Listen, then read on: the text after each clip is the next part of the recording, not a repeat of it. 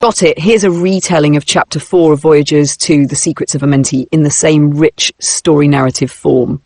This chapter shifts from deep prehistory into the beginnings of recognizable human civilization and shows how the ancient knowledge of the Amenti races re-emerged in early cultures.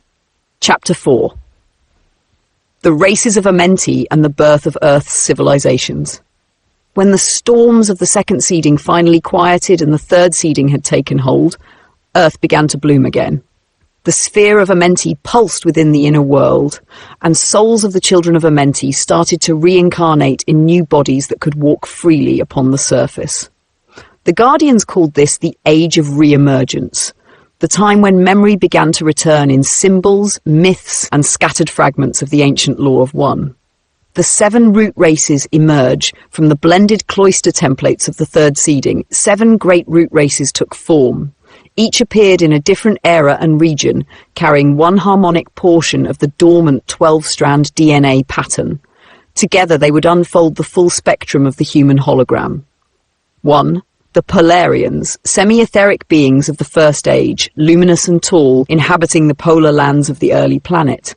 2. The Hyperboreans, second race born in the northern regions, gentle healers and sound scientists who remembered the tonal keys of creation. 3. The Lemurians, mu race, third race, descendants of the original priests they restored the blue flame temples and taught the harmony of nature.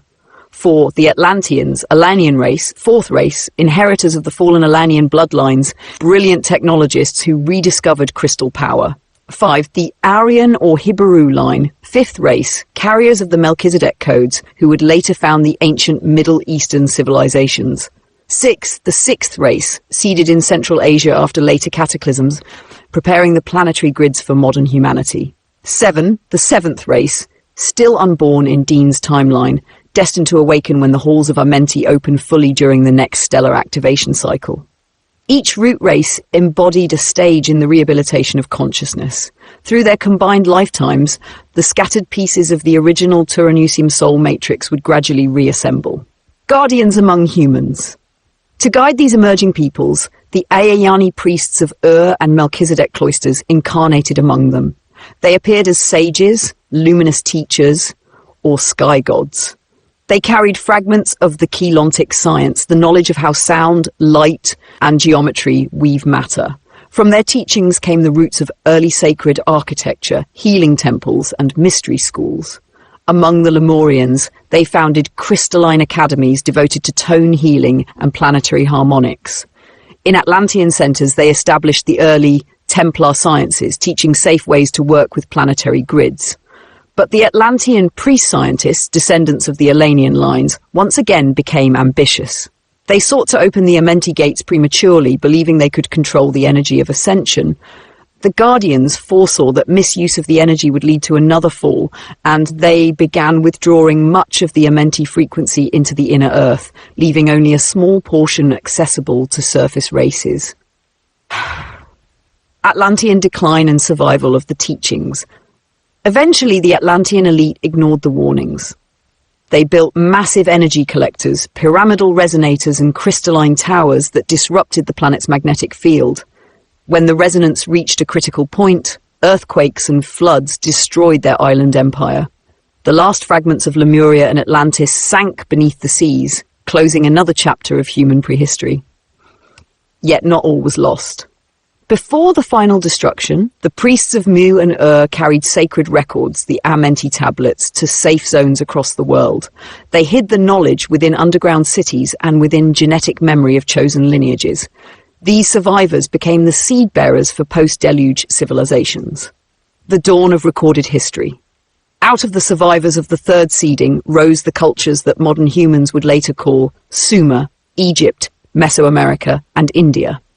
Each preserved pieces of the Amenti teachings in symbolic form.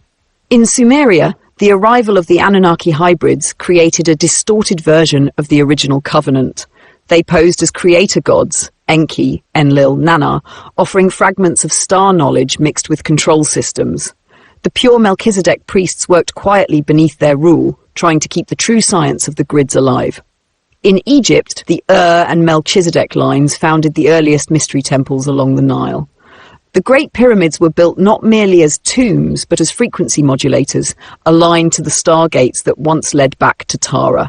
The symbol of the Ankh represented the open Amenti portal, the eternal circuit of life and return.